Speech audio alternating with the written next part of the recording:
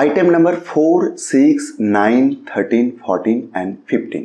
4 অর্থাৎ date of বার্থের proof লাগবে, 6 অর্থাৎ অ্যাড্রেস প্রুফ লাগবে, 9 অর্থাৎ এডুকেশনাল কোয়ালিফিকেশনের প্রুফ লাগবে, 13 অর্থাৎ কাস্ট সার্টিফিকেট রিলেটেড।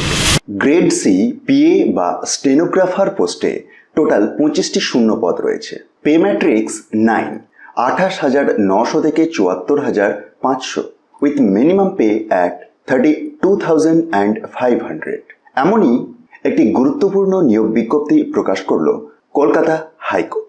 টোটাল যে 25টি শূন্য পদের কথা উল্লেখ করেছে সেটিতে কোন ক্যাটাগরির এগেনস্টে কতগুলি করে শূন্য পদ রয়েছে সেটি আপনারা একবার এই টেবিলটি থেকে লক্ষ্য করুন। শুধুমাত্র উচ্চ মাধ্যমিক পাস যোগ্যতা থাকলেই আপনি আবেদন করতে পারবেন। হ্যাঁ, must have passed in the higher secondary examination from the West Bengal Council of Higher Secondary Education or its equivalent examination from a recognized council or board or university or institution।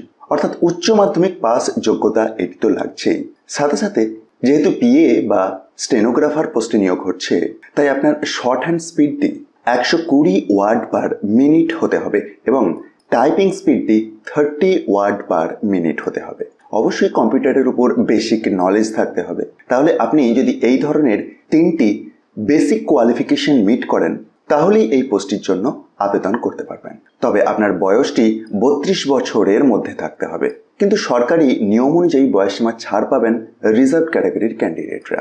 আবেদন মূল্য 800 টাকার আবেদন মূল্য লাগবে এই পোস্টটিতে আবেদন করার জন্য।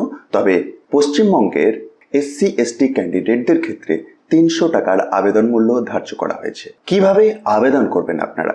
দেখুন, প্রথমেই অ্যাপ্লিকেশন ফরম্যাট প্রসঙ্গে কথা বলা রয়েছে। অ্যাপ্লিকেশনের ফরম্যাট কিছু প্রোভাইড করেনি এই অফিসিয়াল বিজ্ঞপ্তিটির সাথে, কিন্তু কিভাবে আপনি সেটিকে রেডি করবেন সে প্রসঙ্গে ইনস্ট্রাকশনস দিয়ে দিয়েছে। সেই অ্যাপ্লিকেশন ফর্মটির মধ্যে কি ধরনের ইনফরমেশন আপনাকে প্রোভাইড করতে হবে সে প্রসঙ্গে দেখুন, তারপরেই লিস্টিংটি দেওয়া রয়েছে।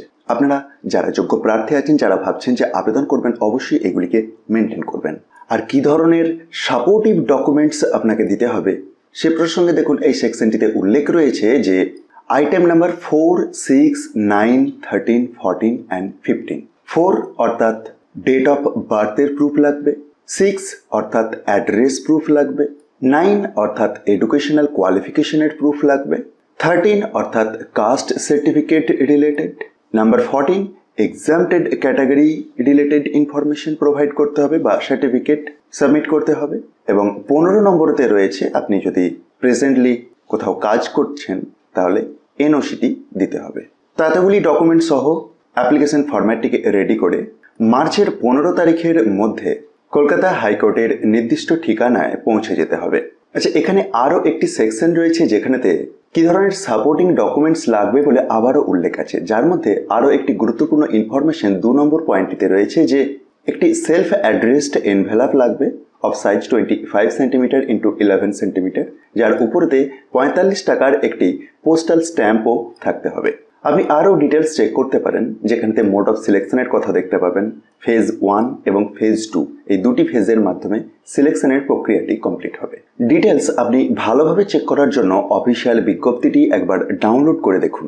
আর এটিকে খুব সহজেই ডাউনলোড করে দেখতে পারবেন, তার জন্য ডেসক্রিপশন বক্সটা একবার চেক করুন। সেখান থেকে টপ নিউজ বাংলার অফিসিয়াল ওয়েবসাইটের লিঙ্ক পাবেন, যেখানে গিয়ে খুব সহজেই ডাউনলোড করে দেখে নিতে পারবেন।